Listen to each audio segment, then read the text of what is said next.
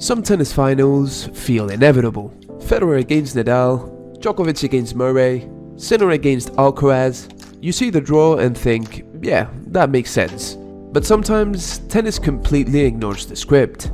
A final with players nobody expected, or a match so weird that years later it still feels unreal. Today, let's take a look at some of the weirdest finals in tennis. If we're talking about weird, the US Open 2020 had one of the weirdest vibes to it we've ever seen. No crowd, masks everywhere, and an artificial crowd sound that made things even weirder.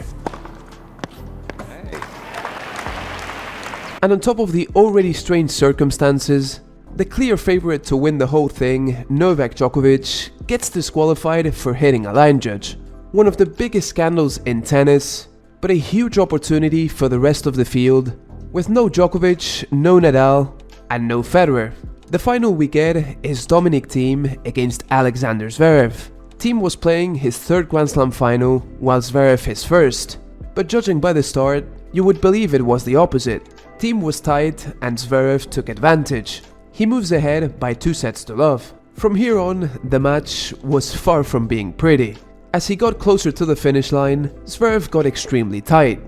Nerves were everywhere, and combining the no crowd with both players being extremely tight, this felt like everything but a Grand Slam final. Zverev had all sorts of chances, but Thiem ends up coming back to win his first Grand Slam title. The match was far from being pretty, and Thiem himself confessed that in this match, he felt as nervous as he had ever been. Somehow getting it done was a huge relief. The match is definitely a contender for the most bizarre Grand Slam final in history. The Masters 1000 of Paris is definitely the one with most surprises. With it being at the end of the season, often many of the top players are either injured or tired after a long season. But 2017 was a whole different level. The final was between world number 22 Jack Sock and the qualifier world number 77 Filip Krajinovic. One of the most random finals ever. Sock came back from behind to win, and crazy enough, he qualified for the ATP Finals. After this year, he would never end a season inside the top 20 again.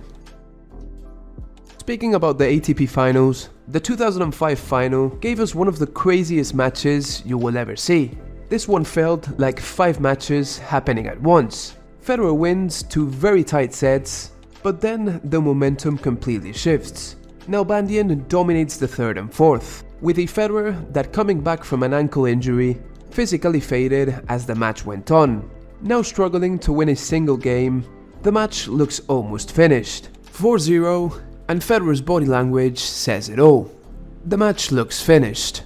4-love, 30-love, and Federer comes alive from nowhere. 4 straight games, and now the match has a crazy energy to it. Federer breaks Nalbandian and serves for the match. He goes up 30-love and is 2 points away from one of the craziest comebacks in tennis history. He looked dead physically, mentally, and in the scoreboard. But now staring at defeat, it's Nalbandian who strikes back. 4 straight points to force a 5th set tiebreak. Nobody could predict what was coming next. Nalbandian wins the tiebreak 7-3 and seals one of the craziest and weirdest matches you'll ever see.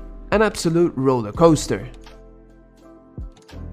One of the craziest days in tennis history was the one of the US Open semifinals in 2014. The lineup was Djokovic against Nishikori and Federer against Cilic.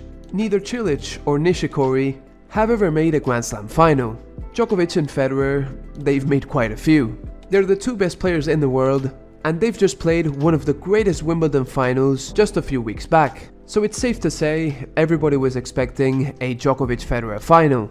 And then suddenly, boom, you get a Nishikori against Cilic US Open final.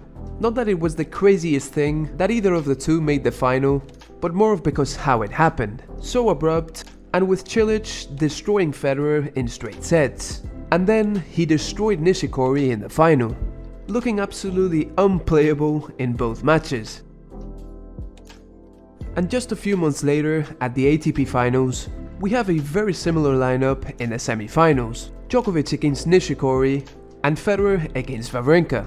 This time, Djokovic beats Nishikori, and Federer survives an absolute epic against Stan Wawrinka, saving 4 match points in the process. But with the dream final in our hands, Federer withdraws from the final with a back injury. One of the very few times in a big final, one of the players couldn't even step on the court, and definitely one of the strangest endings to a season.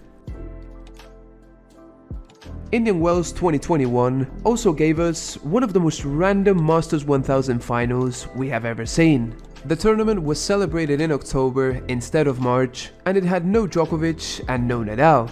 But still, nobody could expect a Norrie against Basilashvili final, world number 26 against world number 36. And two completely different styles. Norrie, one of the most consistent grinders in the tour, and Basilashvili, one of the most streaky players we have ever seen. But when he's feeling it, his ground strokes are absolutely huge. Norrie gets the comeback win and becomes one of the most unexpected Masters 1000 champions in tennis history. But if we're talking about strange lineups in a Masters 1000 final, Arthur Rinderknecht against Valentin Vachereau is the king of them all. On one side, Rinderknecht was world number 54 and had never made a deep run at a Masters 1000 previously, while the names that he beat weren't small: Zverev, Lehechka, Felix and Medvedev. On the other hand, world number 205, Valentin Vachereau, who's not even an ATP player, out of nowhere at 26 years old, comes through the qualifying draw and starts beating elite players round after round. Bublik, Griekspoor, Rune, Djokovic. This run just made no sense. World number 54 against world number 205 in a Masters 1000 final. And the craziest part, these two are cousins. Yeah, something taken out of a movie.